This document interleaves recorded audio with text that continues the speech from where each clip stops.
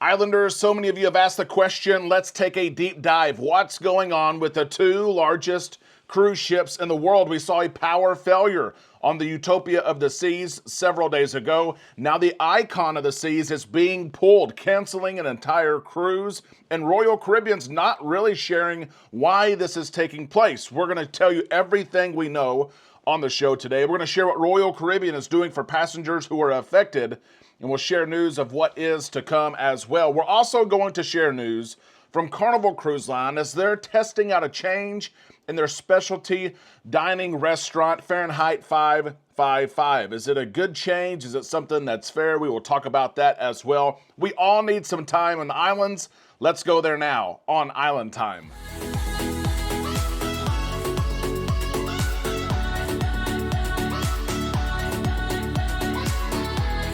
A big happy Tuesday to all you Islanders. We hope that you're having a great day. We appreciate you for stopping by the show. We're officially on Island Time. I am Derek. Let's drop our anchors and take some time to relax in the islands together, which sometimes is hard to do.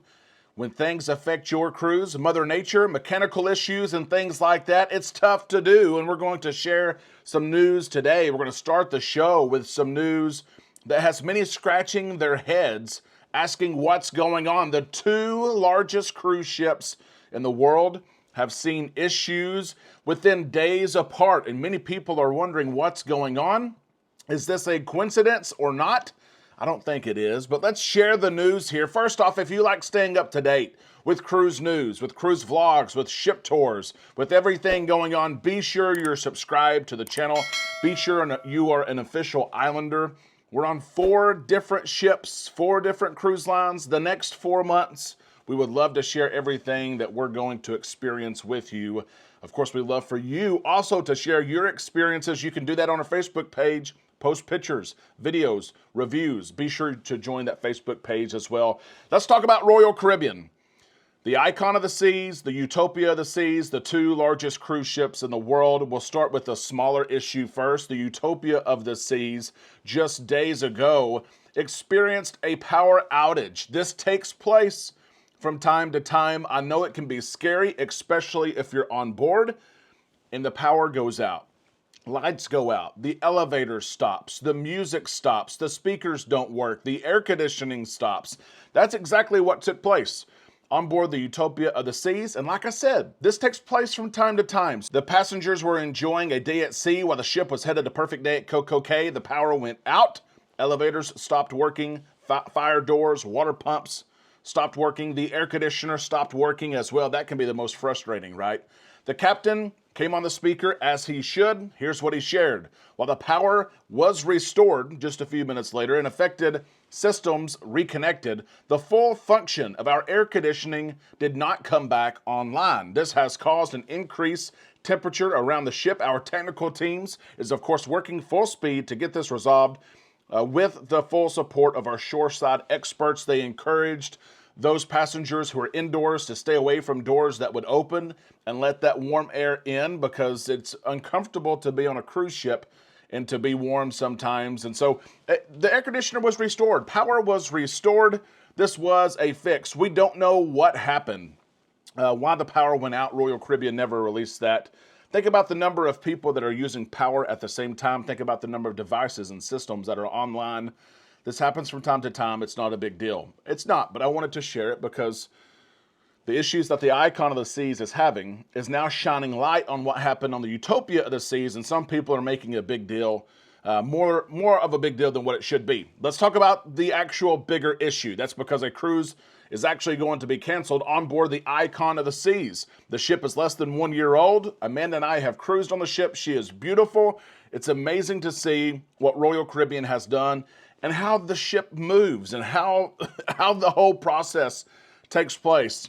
It is the larger issue here. Royal Caribbean shared that the September 28th sailing on board the Icon of the Seas, next week's sailing, this coming weekend's sailing, is going to be canceled. Passengers have been made aware that their cruise, that some of them planned a couple of years in advance, is no longer going to take place. This is a direct communication sent to guests from Royal Caribbean. Here's what it says. We are currently conducting unplanned maintenance onboard icon of the seas. While our crew is working hard to address this as quickly as possible, there is some work that needs to be done over a few days while the ship is docked, so the work cannot take place while the ship is moving. As a result, we'll be canceling our upcoming September the 28th sailing.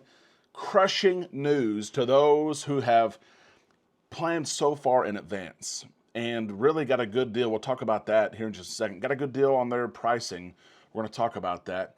But let's talk about this phrase of unplanned maintenance. Of course, things happen. Unplanned maintenance happens on our technology devices, our computers and our phones. That happens to our cars. Unplanned maintenance happens.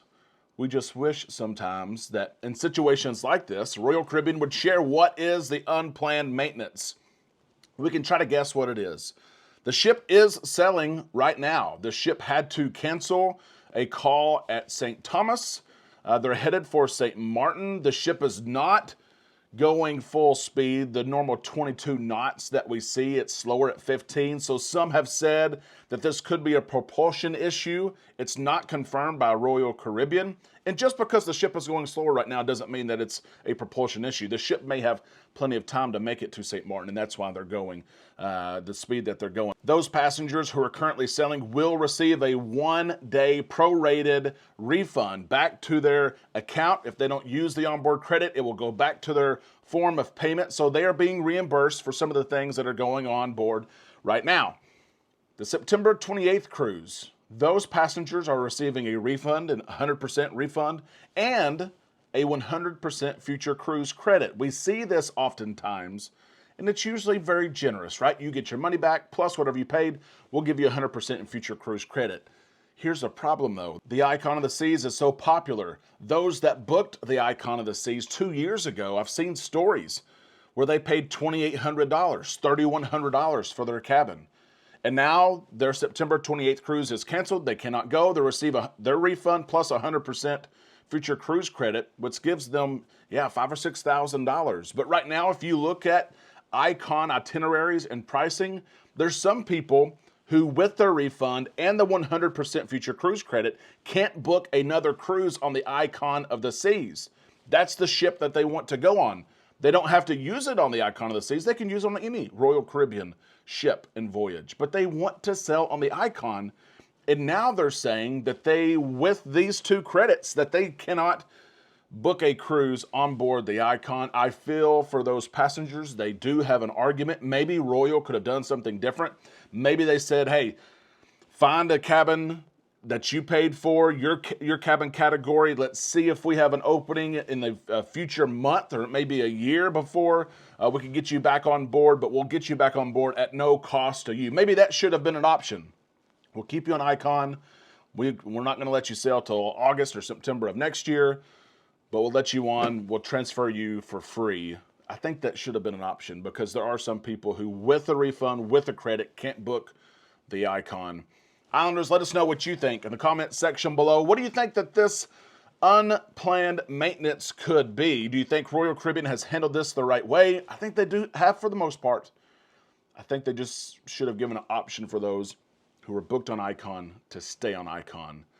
We'll see what you think in the comment section below. Before we leave the show today, I want to point something out to you. This is making its way around social media, and others are sharing some things that simply are not true yet.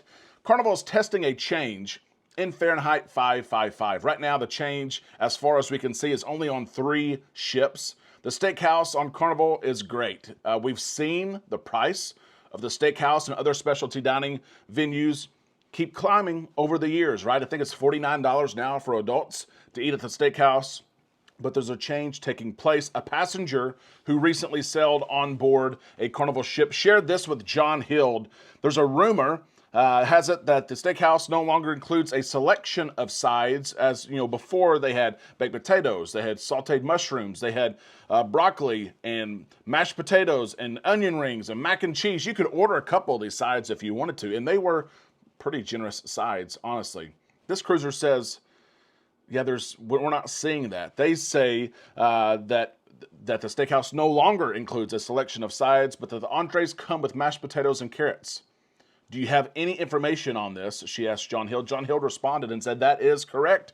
You can still mix and match side orders. So if, for example, your steak doesn't come with the vegetable, you can, with the vegetable you want, you can swap it and change. But Carnival is testing this new item where maybe the selection of available sides isn't as large as it once was.